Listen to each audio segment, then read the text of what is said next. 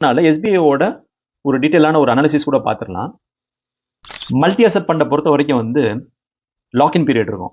மற்ற dead ஃபண்ட்லையோ large cap mutual ஃபண்ட்லையோ இல்லை equity ஃபண்ட்லையோ அந்த அளவுக்கு இருக்காது. இதில் வந்து லாக்இன் இருக்கும். இதை பார்த்து நீங்கள் வந்து இன்வெஸ்ட்மெண்ட் பண்ணிக்கோங்க.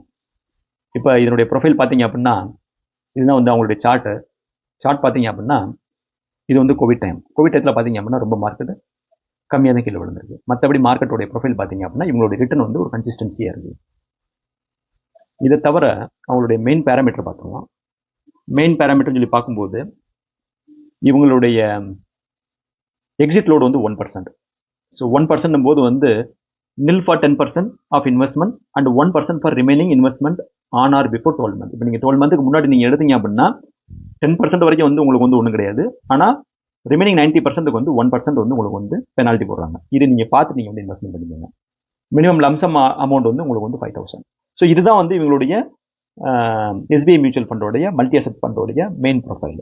இப்போ இதை தவிர நீங்கள் வந்து ப்ரொஃபைல் அவங்க என்னென்ன இன்வெஸ்ட்மெண்ட் பண்ணியிருக்காங்கன்னு சொல்லி பார்த்தீங்க அப்படின்னா இப்போ நீங்கள் பார்த்தீங்க அப்படின்னா ஈக்விட்டியில் 40%, க்ளோஸ் டு கார்பரேட் டெட்டில் வந்து 26%, மியூச்சுவல் ஃபண்ட் 12.7. இந்த மியூச்சுவல் ஃபண்டுன்றது என்ன அப்படின்னா ஜென்ரலாக வந்து gold mutual fund, silver mutual fund, அதில் வந்து இண்டிவிஜுவல் இன்வெஸ்ட்மெண்ட் பண்ணுறதுக்கு அவங்க வந்து மியூச்சுவல் ஃபண்ட் சொல்லுவாங்க. கேஷாக வந்து ஒரு 9% வச்சுருக்காங்க. கவர்மெண்ட் செக்யூரிட்டியில் வந்து 9.45% வச்சுருக்காங்க. இப்போ இது நீங்கள் பார்த்தீங்க அப்படின்னா இவங்களுடைய வெயிட்டேஜ் பார்ப்போம். ஈக்விட்டியை நம்ம வந்து ஆல்ரெடி பார்த்தாச்சு. இந்த அதர் அப்படின்னு சொல்லிட்டு நீங்கள் கிளிக் பண்ணீங்க அப்படின்னா இங்கே பாருங்க எஸ்பிஐ சில்வர் இடிஎஃப் எவ்வளோ வச்சிருக்காங்க 6.9%, எஸ்பிஐ இடிஎஃப் கோல்டு 3.5%.